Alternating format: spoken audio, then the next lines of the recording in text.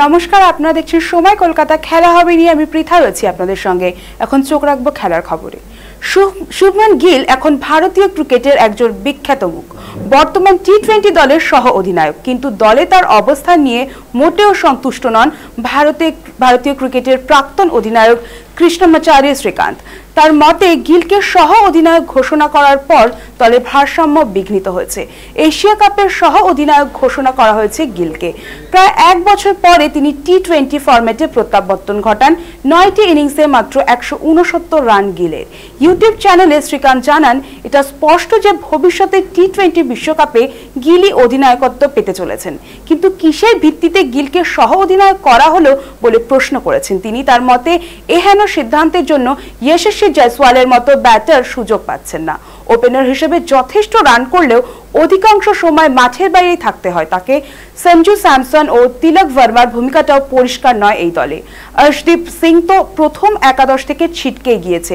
যশস্বীর প্রশংসা করে বলেন, যশস্বীকে যথার্থই সুযোগ দেওয়া হলে দলের জন্য লাভজনকই হবেন তিনি। অথচ আইপিএলেও দুর্দান্ত পারফরমেন্সের পরেও দলে কোনো সুযোগ পাচ্ছে না, এই নিয়ে নিশ্চিন্ত নন তিনি।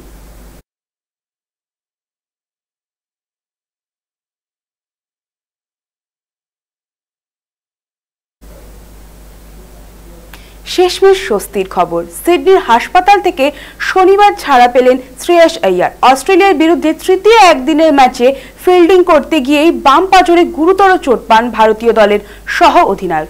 দ্রুত তাকে হাসপাতালে ভর্তি করা হয়, যেখানে প্লীহায় ক্ষত ধরা পড়ে। চিকিৎসকদের তৎপরতায় এখন অনেকটাই সুস্থ তিনি। সূত্রের খবর, শারীরিক অবস্থা স্থিতিশীল হওয়ায় শিগগিরই দেশে ফেরানো হবে তাকে। বিসিসিআই ইতিমধ্যেই দেশে ফেরার ব্যবস্থা শুরু করেছে। বোর্ড জানিয়েছে, চিকিৎসকদের পরামর্শ অনুযায়ী পরবর্তী পদক্ষেপ নেওয়া হবে। রবিবার তার পরিবার পরিবারও এখন সিডনিতে শ্রেয়াসের পাশে আছে। সবকিছু ঠিক থাকলে 2-3 সপ্তাহের মধ্যেই ব্যাট হাতে ভেলকি দেখাতে মাঠে ফিরতে পারেন এই তারকা ক্রিকেটার।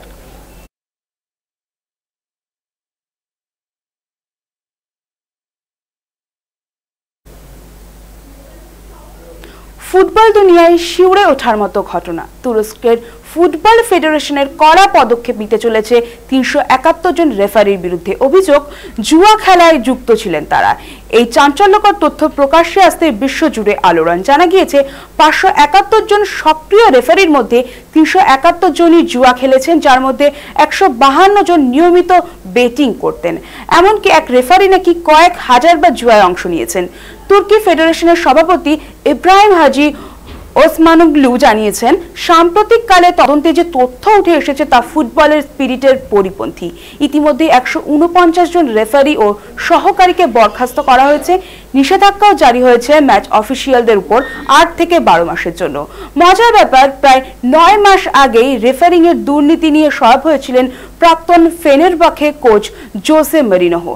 এখন যেন তার সেই অভিযোগই সত্যি প্রমাণিত।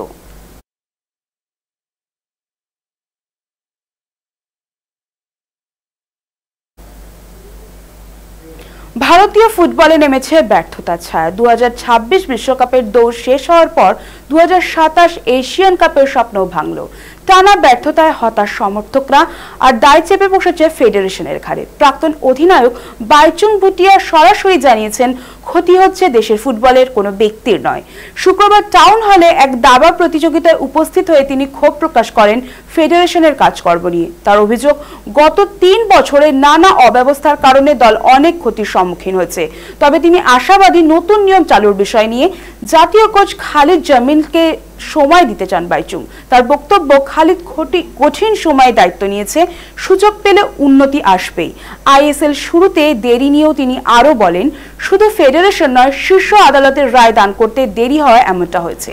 সব মিলিয়ে বাইচুং এর বার্তা স্পষ্ট, ভারতীয় ফুটবল এখন কঠিন সময়ের মধ্যে দিয়ে যাচ্ছে, তবে সঠিক নেতৃত্ব এলে ফের আলো ফিরবে।